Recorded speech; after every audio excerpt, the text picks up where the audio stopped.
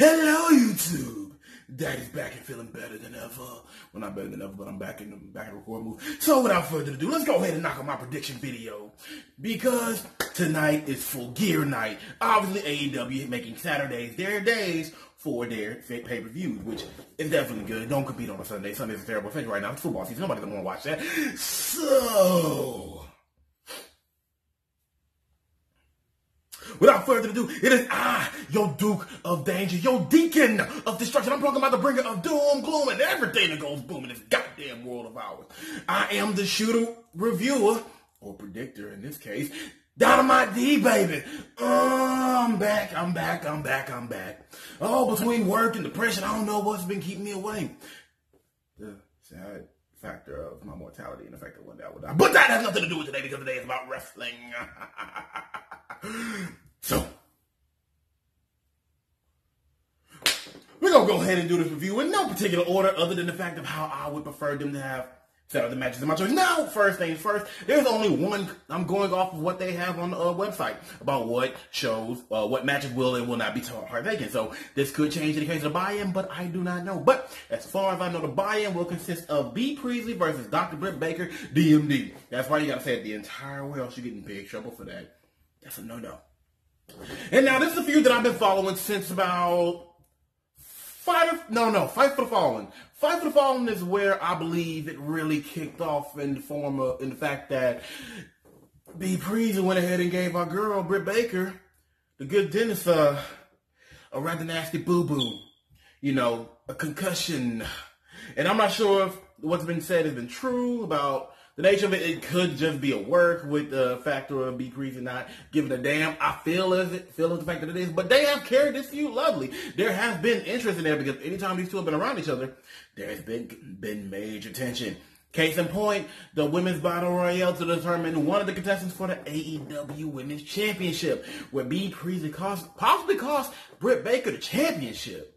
Now then, in all honesty, I am very much fond of this rivalry in particular. It's been giving a good little bit of zest into the women's division while we are still getting to know a lot of the women. I'm also happy to see who has also been confirmed to be with the company now in this women's division, thanks to AEW Dark, but that's not what we're talking about right now. Honestly, this match is going to be pretty good. I feel both women are damn good at striking and selling, in my opinion. If I was going to say who's going to get over, I would probably say it's going to be Britt.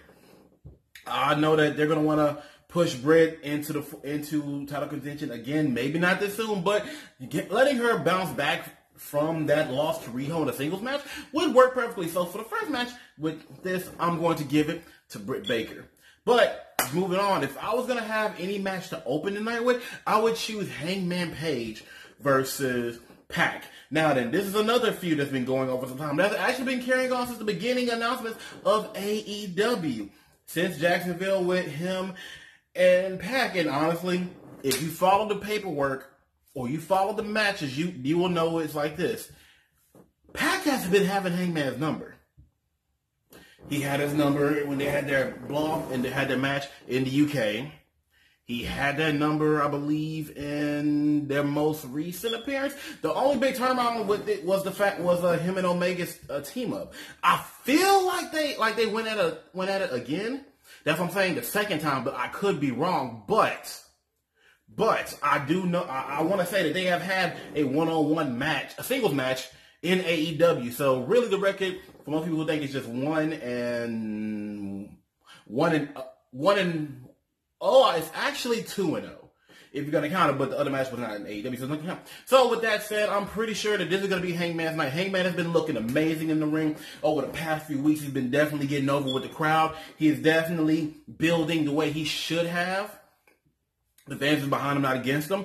Now, I would like to see Pac get over, but also know that Pac does not need this win over Hangman. Pac is still solid and still has a win over Kenny Omega.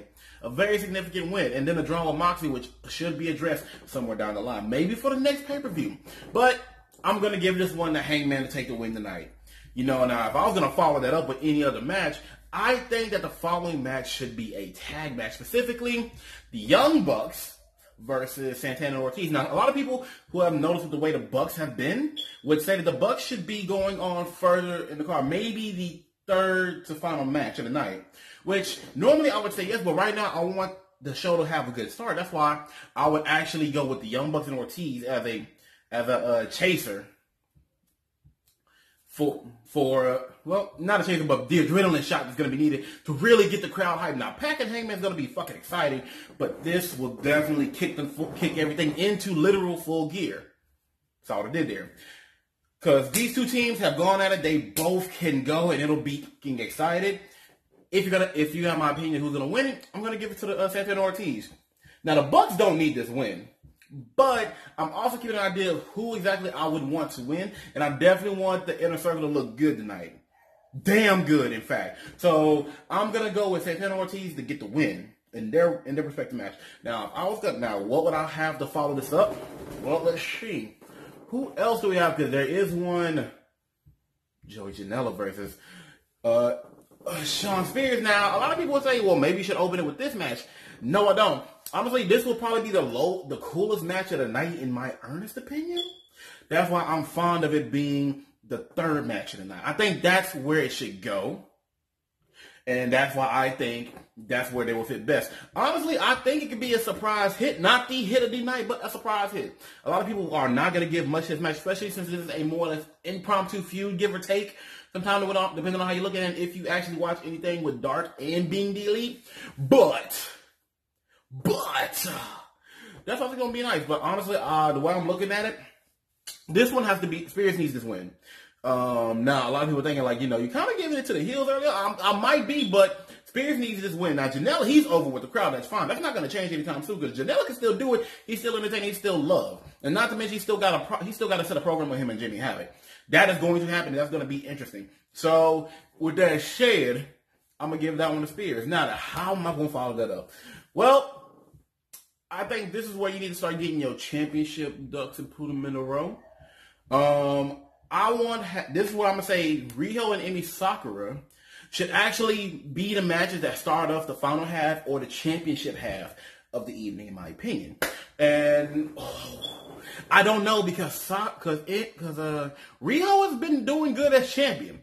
I will not deny that, and I did say that honestly for the first pay-per-view, all the champions should keep their titles. But I'm liking Emi a lot, but I still think it's too early for Riho to get down. I don't think that this is a good enough feud for it to really count for Riho to take an L. So I'm going to say no one doesn't. Riho wins, takes the win on this one. But I'm pretty sure it's going to be a nice little women's match. I feel it'll be the better between the two, even though both the women's matches for AEW tonight are going to be pretty solid. So with that said, that's cool, but I'm looking at Riho to win. And obviously what I just said, you all more or less know my mindset, but I will still give you my thoughts and reasons behind it.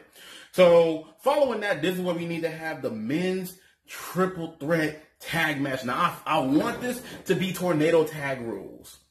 Just because of the sheer chaos that's going to happen. But at the very least, 3 men in the ring with partners on the outside. That's fine. I am more than fine with that. Let it go, because this is going to be the most bonkers match of the night. I'm talking about we got motherfucking SCU, Frank Kazarian, Scorpio Sky. I'm talking about that Lucha Bros. And then you got motherfucking Private Party in the mix now. Come on, bro. That is going to be a hype-ass match. For most, spot fest, but I don't even care. It's just going to be solid. That'll be good. That is what I want to see. Give me more. But here's my predictions. SC is going to come out looking like champs, but it's going to be a 2-on-1 affair. I feel like the Lucha Bros might get the worst of it, but they also, in my opinion, are the best tag team in the situation. I feel like the Lucha Bros need to come off as strong to where both teams might want to work together to take them out. But Private Party also has to show up to show out. Now, whenever they went up against the Young Bucks, what I saw from them was a team that had learned. And I feel like you literally have to watch the moves and the matches to understand it. So if you let them do this again, it can show a team with promise, especially if they're actually one of the teams that the Bucks brought in because they're young and they're exciting and they show promise in the business. That's how it needs to work. Private Party needs to make this a learning experience, but at the same time, this is going to be SCU's night. I don't want any champions to lose their belts just yet. That's why I'm saying, if anything, let SCU take the win, and then maybe get a proper feud with Private Party and the Lucha Bros. Could very much be interesting. Yeah, because I'm trying. Yeah, definitely. That's how it works. Moving on, we got to get into the match, the build, the passion. I'm talking about for the AEW World Championship. Cody Rhodes and La Champion, Chris Jericho. With stipulation being that if Cody Rhodes does not win tonight, he will never again challenge for the AEW Championship belt.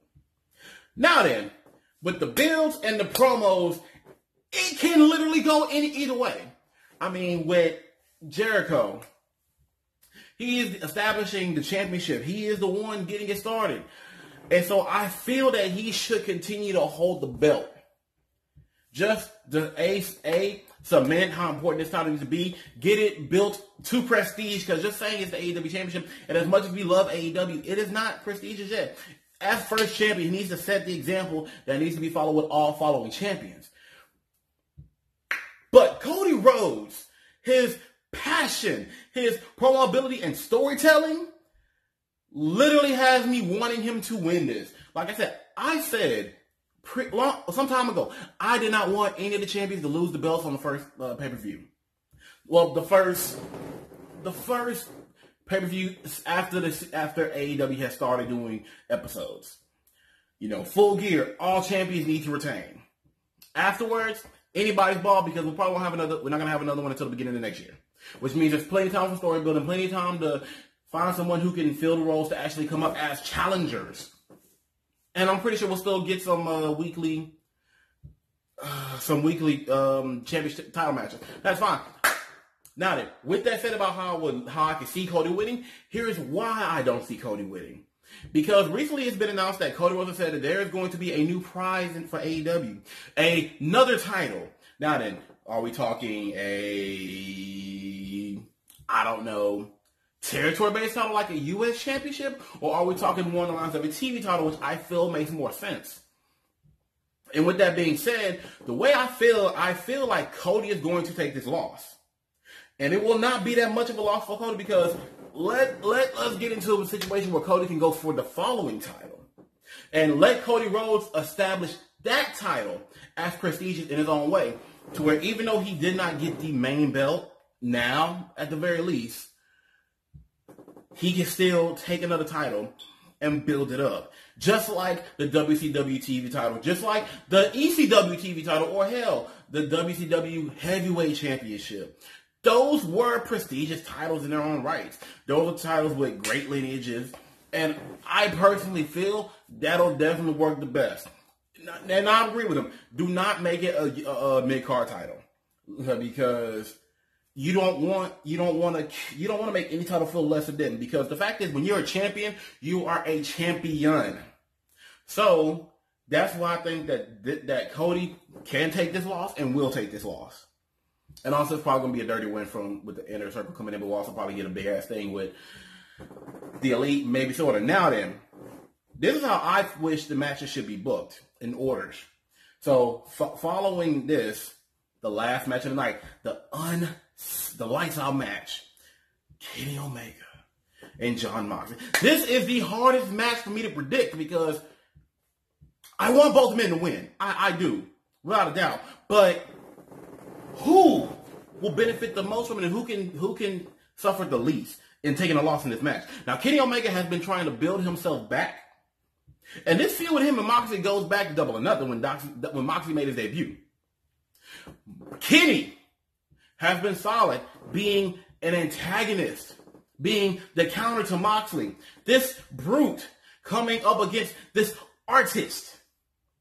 Both men with something to prove. Kenny Omega proving that he is still the best bout machine. Jon Moxley proving that he is more than some outsider coming from the WWE. And it's hard because no time limit. No holds barred, like Jesus Christ, man. And then just seeing what these two are going to do, I don't know. I can't say I've seen Kenny in a match this intense, probably not since his DDT days. And Moxley, let's be honest, Moxley has been waiting for the opportunity to cut loose. Hell, we saw a little bit of it with him and Janela. Now, do I think that Moxley's gonna go all the way back to his CZW days, or when he was working as a young V-Round Moxley, ready to bleed all over the damn place, getting his fucking head sawed in? No, I don't think he's gonna go that far. But this is going to be an intense match. This has a nice build to it, and I want this to be my match of the night. But I have to come down. I got to think about it. Where does everything fall in line? Now, Kenny Omega is a AAA Mega Champion currently, as far as I know. Jon Moxley has no title at all. And this could be a damn good jumping off point to give Chris Jericho's best credible threat a run for his money. So, honestly, I think if it's going to come down to it, if anybody should take the belt off of Jericho, Moxley is the best bet. That's why, for this Lights Out match, I'm going to push for Moxley to get this win, and this to be his startup, shooting his way through the competition as him going to Jericho for the championship. And following that, with him winning, I would definitely say put him in a series of feuds, particularly with Jake Hagar. Jake Hagar also needs somebody to feud with. But I want this to build up. I want there to be a crash course where Moxley can go to the championship, where coincidences match up that makes it a clear shot for him. Obviously, we're going to have the Inner Circle versus the Elite. Now, what if while dealing with the Inner Circle and the Elite, Jericho also has to deal with a rogue Moxley? This could be a damn good story. Definitely something I want to see, but that's neither here nor there, and this is about tonight. So tonight, I got my pools for my winners. I got Britt Baker. I got Santana Ortiz. Oh, wait. Cody and Jericho. Yeah, I got Jericho winning, if I didn't say it. I got Britt Baker. I got Santana Ortiz. I got Shawn Spears. I got Hangman Page. I got Riho. I got Moxley. And I have SCU.